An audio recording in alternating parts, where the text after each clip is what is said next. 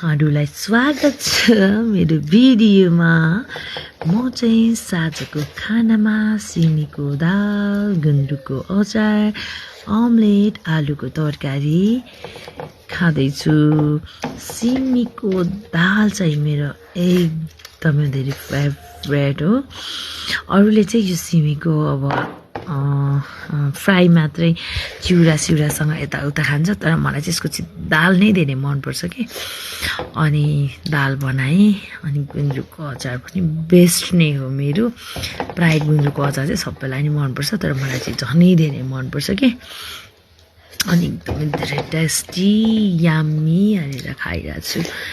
मैले मेरो नानी चाहिँ अगाडि नै खाइसकेर बाबुसँग बसिरहेछ, म चाहिँ आनन्दले खाइरहेको छु साँझको खाना। हस् त, good night, thank you for watching.